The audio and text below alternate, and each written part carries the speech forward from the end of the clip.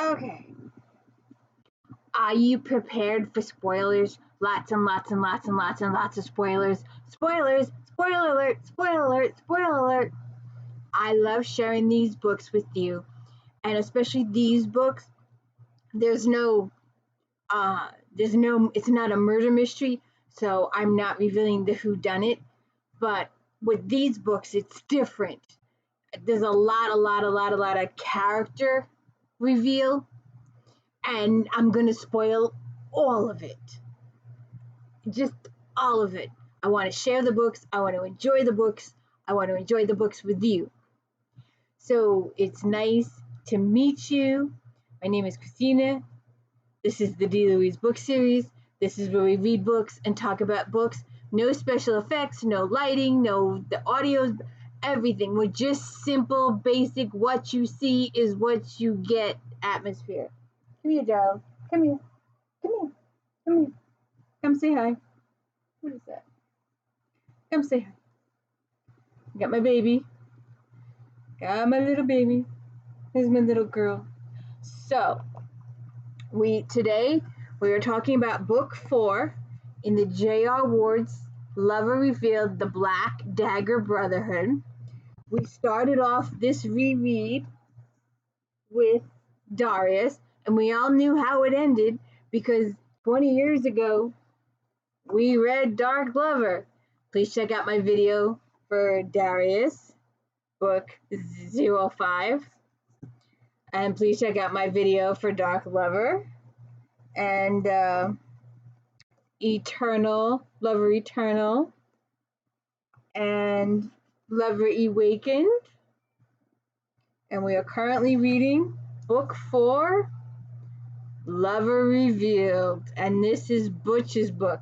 Now remember, we had that little misunderstanding that Marissa was not even aware there was a misunderstanding because she was never informed. She was ill, and some of the servants pretended, they were informed that he was not to be admitted. She did not want to see him.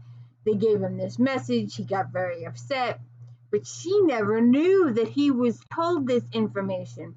And in the last book, when they had an encounter and she wanted to try and pursue something, he turned her down because of the misunderstanding. So it takes this situation to undo the misunderstanding. And once they discuss it, they realize they want to go forwards. So we're going to go through it.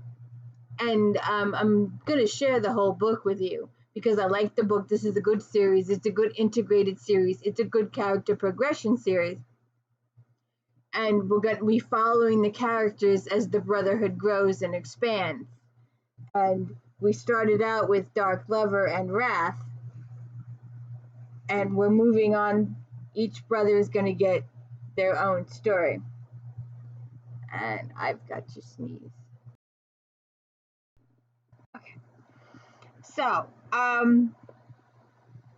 they've been hanging out an awful lot at Zero Sum. And Revenge decides that Butch needs some loving. And there's a little, I really don't know if we need this or not. But Revenge is, he's called the Reverend or Revenge. And he's the brother of Z, Shellen, Beth. And he owns Zero Sum. And he has his partner is Zex. And they're both empaths. They both can sense other people's feelings. And apparently it's a no-no in their vampire society. They don't really get into it till we get to their particular books. But he senses that he does not know about the Marissa stuff. He doesn't know about the misunderstanding. So he decides that Butch really needs a female, and he sends Zex over, and Butch gets together with Marissa. Butch and gets together with Zex that he will forever regret. There's a couple of people that get together with Zex in future books that they too regret. And then Butch goes after some lessers, and then Rage and Vicious are handling the school lessons, and we catch up with John, Blay, and Quinn in this series too. And Tor is still missing. He's been missing since Wellesley died. And Butch leaves Zero Sum and he goes after Lessers and he gets in big, huge trouble. And V is otherwise occupied in another situation in the book. You can read that part. But he finally listens to his voicemail when he gets home and realizes Butch is not there. And he just discovers that Butch is in trouble, but it's too late. The shades are coming down. The sun's coming up. So he stresses about Butch all day.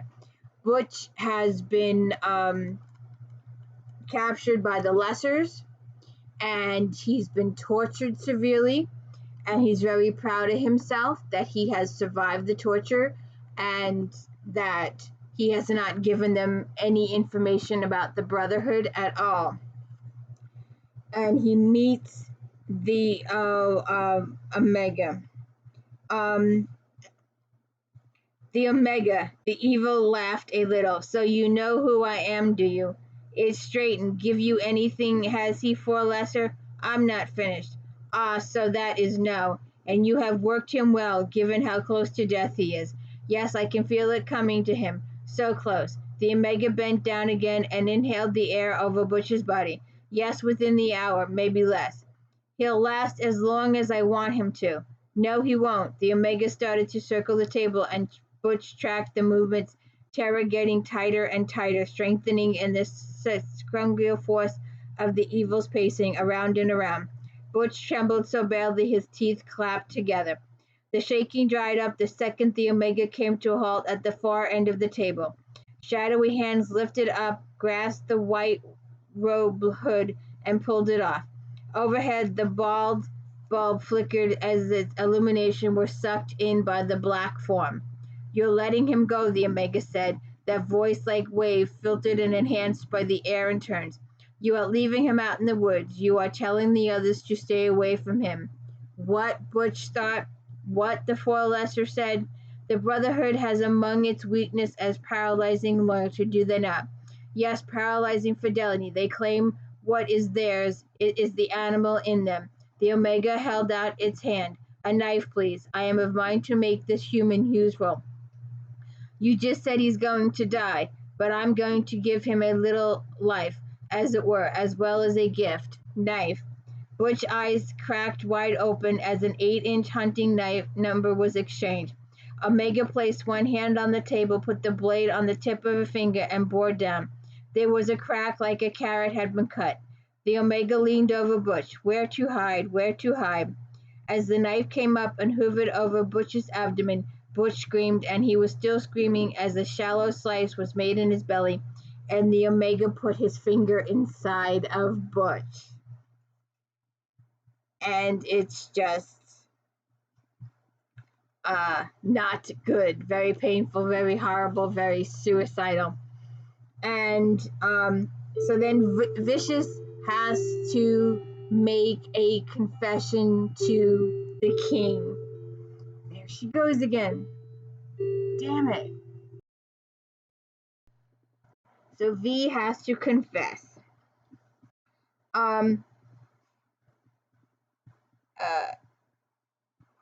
Answer the question, Vicious. V looked away from his king just as his grandfather clock in the corner of the study started to go off. It stopped at 4 chimes, so it was 4 in the afternoon. The Brotherhood had been in Ras Command Central all day long, prowling around the ridiculously elegant Louis IX salon, Louis XIV, saturating the delicate air of the place with their anger. Vicious, Wraith growled. I am waiting. How will you know where to find the cop, and why didn't you mention this before now? because he'd known it was going to create problems and their shopping cart of shit was already full. As V tried to think of what he could say, he looked at his brothers.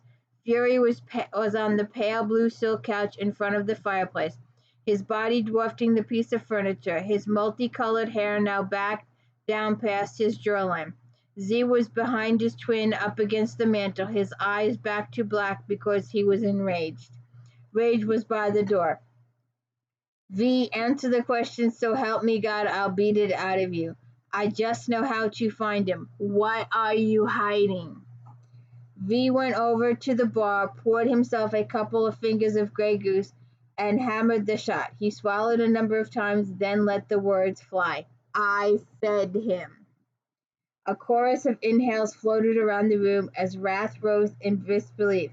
V poured himself another hit of Goose. You did what? I had him drink some of me. Vicious, West stalked around the desk. He's a male, he's human. What were you thinking? More vodka, definitely time for more Goose. With my blood in him, I can find him, and that's why I had him drink. I saw that I was supposed to, so I did it, and I would do it again. I did what I had to do. Did he take your vein? No. A couple of the brothers cleared their throats, like they were urging him to be honest. Oh, for God's sakes, it's not like that with him. I gave him some in a glass. He didn't know what he was drinking. Wrath says you could have killed him. You violated law, feeding a human. Christ, what am I supposed to do with you? You want to serve me up to the scribe virgin? I will go willingly. But I want to be clear first. I find Butch and bring him home, dead or alive. So they go after Butch. And then Revenge sees Marissa and how she's dreaming of Butch. Revenge has been feeding Marissa. Marissa's been feeding Wrath all these years prior to his wife. And Revenge has been feeding Marissa all these years. And so that's the other story we're dealing with here. We're dealing with Butch's story on two different fronts. And V goes to find Butch. And Butch was lying in the snow on his side, naked, beaten, blood all over him, face swollen and bruised.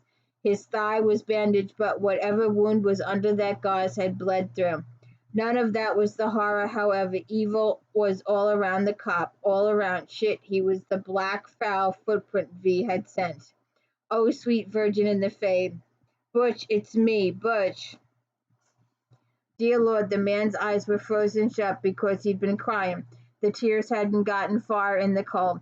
Don't worry, cop. I'm going to do what? The man was about to die out here. But what the hell had been done to him? He was saturated by darkness. Butch, it's me. No. The cop went all frantic, clawing, dragging himself. Infected. Don't know how. Infected. You can't take me. Don't know why. Butch, stop it. The cop settled down, although whether it was because he was following orders or had run out of steam wasn't clear.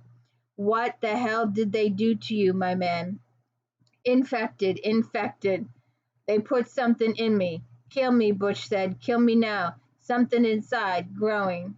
V sat on his heels and grabbed his hair, forcing his emotions to the back burner. He put his mind to work and prayed that his overdose of gray matter would come to the rescue. Moments later, the conclusion he reached was radical, but logical and focused him to the point of calmness. V swirled around in a crouch. Right behind him, hovering above the ground, was the scribe virgin. As always, she was pure, her black robes unruffled by the wind, her face hidden, her face clear as the night. Vicious opened his mouth, but she cut him off. Before you overstep your bounds and render inquiry, I will tell you no, I cannot help directly. This is a matter of the sort I must stay out of. However, I will say this. You would be wise to unveil the curse you detest. Handling what is within him will bring you closer to death than you ever have been, and no one could remove it to save you. She smiled a little as if she read his thoughts. Yes, this moment now is part of the reason you dreamed of him in the beginning, but there is another why of which you may see in time. Will he live?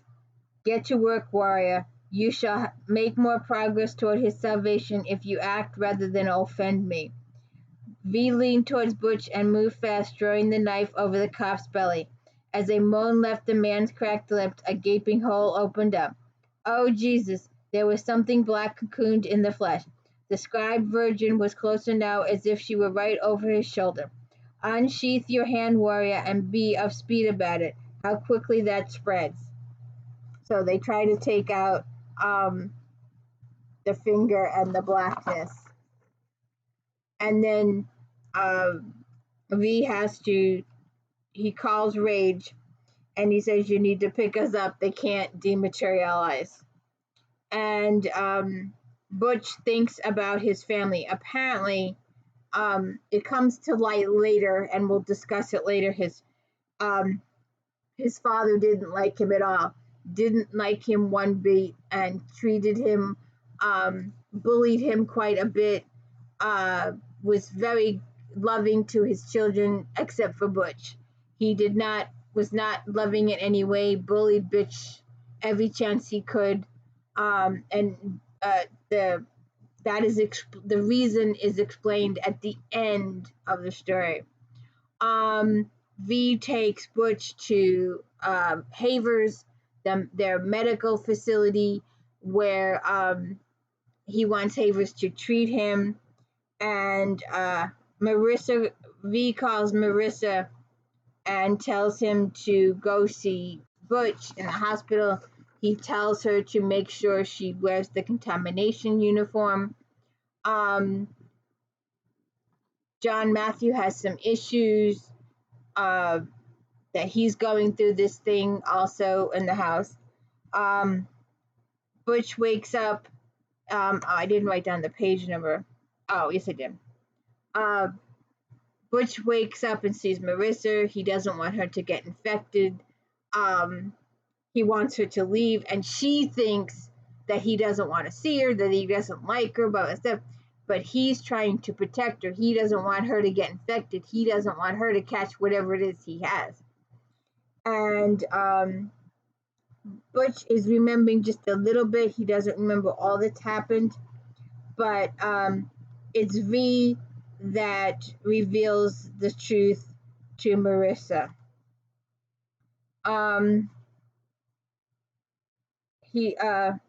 He's worried about you. That's why he wants you to go. She flushed. Wrong, warrior. I'm never wrong. With a quick crash, those navy-rimmed white irises flipped up to her face. They were so frigid that she stepped back. Revicious shook his head. Come now, touch him. Let him feel you. He needs to know you're here. I wish he really did, she thought. Do you really? Please don't read my mind. It's rude. I didn't. You spoke out loud. Her hand faltered on Butch's hair. Oh, sorry. Then grew quiet, both focused on Butch. Then Vicious said in a hard tone, why did you shut him out, Marissa? When he came to see you back in the fall, why did you turn him away? He never came to see me. Yes, he did. I beg your pardon? You heard what I said. When? When did he come? He waited for a couple weeks after Wrath was shut. Then he went to your house. When he got back, he said you wouldn't come down in person. Man, that was cold, female. You knew he was feeling you, but you turned him away. And she explains to him that she was ill in bed, and no one informed her of his visit, and she was not informed that he was there. So the whole thing was an entirely misunderstanding, and it wasn't her fault, and it wasn't Butch's fault. It was the servant that took upon themselves to say that Marissa did not want to see him, probably under her brother's orders. Butch, John has a moment in the car in class, and there are lots of moments that will refer to this and to this in this book. They talk about how to prepare bombs, and the teacher is explaining it particularly, and they go tick tick, and John is flashing back to when he was Darius, when he was in the vehicle, when it exploded, and he has a seizure. And the Brotherhood does not know why this happened, why he has a seizure when he sees Beth, and why he has seizures during the class. And they're all very worried about John, but they really don't. There's a lot of little clues here. Butch and Marissa talk, and Marissa tells him that she was not aware of his visit, and so things are starting to clear up with them. And V sees Butch and Marissa get intimate, and he has feelings for Butch, and I've mentioned this previously. They never, ever, ever, ever, ever actually do anything about those feelings, but the boys do have those feelings for each other. Now, there will be another couple of characters in the book that do have those feelings for each other, and they will act on those feelings for each other. So we will have some gay interaction in this book, male to male interaction from a couple of different aspects, a couple of different people. So then we get some background information on Butch. His family is having a christening, a baptism, and someone suggests that they invite Butch. And they were like, well, he was gone years ago, and he doesn't talk to them and all that kind of stuff. And the big huge buttonhole in all of this is the end of the book. Then you get a real sense of what happened. And Butch panics. He has, not only is his blood black at some point, but his bodily fluids are black at some point, those intimate body fluids. Then one of the family members leaves a call at the compound. Apparently, Butch gave out the public number that he can be reached at for intimates. And they tell him about the christening, and Butch is like, he probably won't go. John Matthew has another incident. There is a precepts meeting. The precepts is the I guess like England might have the king as the figurehead type, and the precepts as their parliament, or whatever you want to call it. So the precepts have a meeting, and let's see if I can find it here. She sat at the far end of the table in the middle of the 3 empty chairs. As the last male walked into the meeting, he froze as he saw that all the seats were taken save for those on either side of her. An awkward pause, a Doggin rushed in with another, and the precept squeezed in elsewhere. The lead-eye, a distinguished pale male of great bloodline, shuffled papers around, rapped on the table with the gold-tipped pen, and cleared his throat. I hereby call this meeting to order and am tabling the agenda you all have received. One of the members of the council has been drafted an eloquent appeal to the king, which I believe we should consider with a clarity. They want to seclude all females, all single females, because of what happened to Bella and how she was kidnapped and stuff like that. And how the brutal killing of Wellesley, they want to secure all unmarried females in their house. And Marissa's like, no. So it just, it's just. Then we have Vicious and Rage. I want to see why I wanted to talk about this page.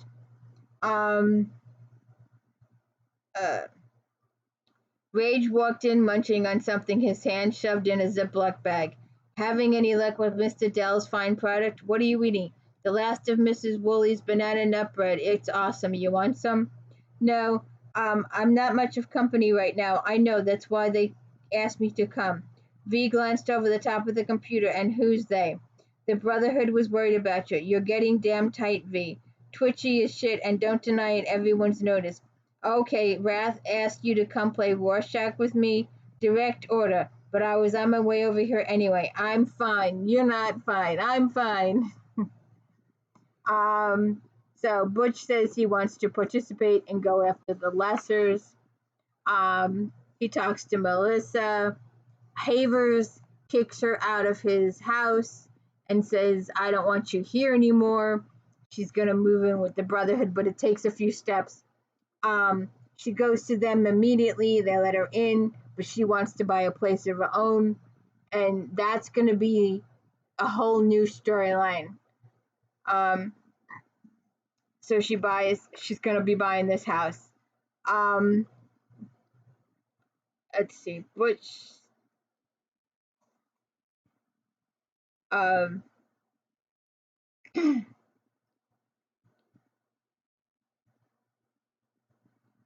so, um, so Butch has been getting close with Marissa, and he calls V, and he says, he stole a car and he was on his way over there. V, listen, there's something a little weird going down with me. What? I smell like men's cologne. Good for you. Females dig that kind of thing. Vicious. I smell like obsession for men, only I'm not wearing any. You feel me? There was silence on the line. That humans don't bond. Oh, really? You want to tell me that to my central nervous system and my sweat glands? They'd appreciate the newsflash, I'm sure. You noticed it after you two were in the patient room together. It's been worse since then, but I thought I smelled something like it one other time. When? When I watched her get into a car with a male. How long ago? 3 months ago. Palmed a Glock when I saw it happen. But humans don't bond like we do. I know. Any chance you were adopted? And see, this is where they start to think, idea here. So we do that. My pages stuck together. Butch goes after the lessers and he starts inhaling them.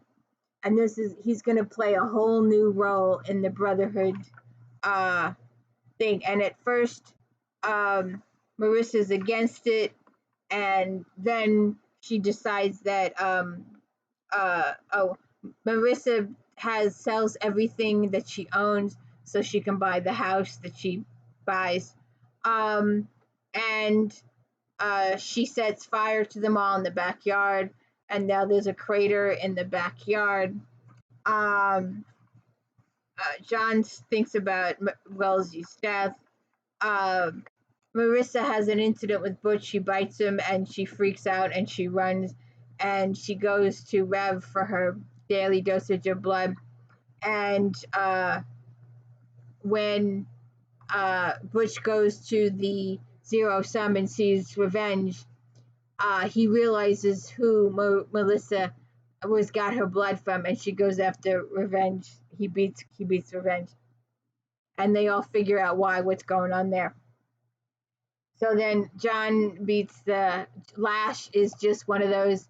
He's got to keep pushing all John's buttons in the classroom. Lash is he's one of the aristocracy. He's rich, and he considers John in the basement.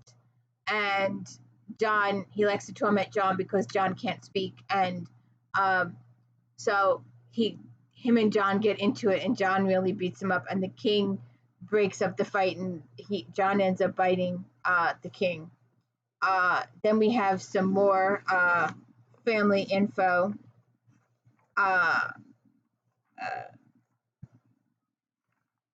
Then Butch is all depressed, and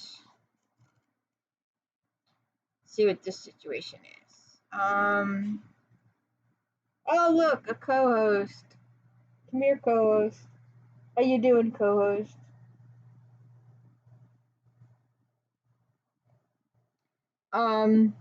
Leaving the keys, he headed out of his room, only to realize he had no wheels. He looked down at his feet, looked like he was walking down to Route 22, then hitching a ride from there. He had no current plan for what he was going to do or where he would go.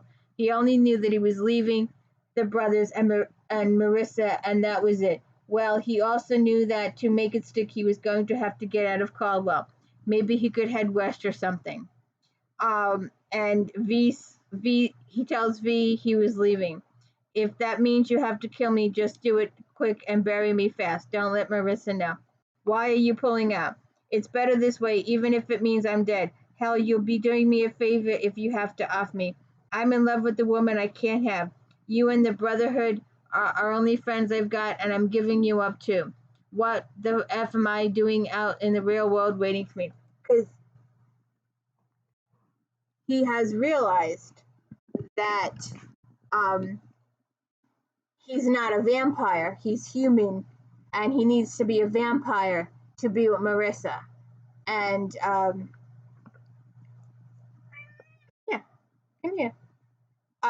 So he's all depressed, and V decides he has an idea, and they're gonna trace Butch's family tree, and they contact the scribe Virgin, and the scribe Virgin just is going to let them do this. So they do describe Virgin things, and it turns out that Butch is a descendant or a distant cousin of Wrath, which is weird. And then she's the mom and kid that Marissa had first seen in the clinic several weeks ago have a husband that is beating them and abusing them, and the boys break it up, and those are the mother and daughter are going to be the first inhabitants of Marissa's safe house. So they're going to start the safe house, and they're gonna work it out. So Butch has to go through the orientation.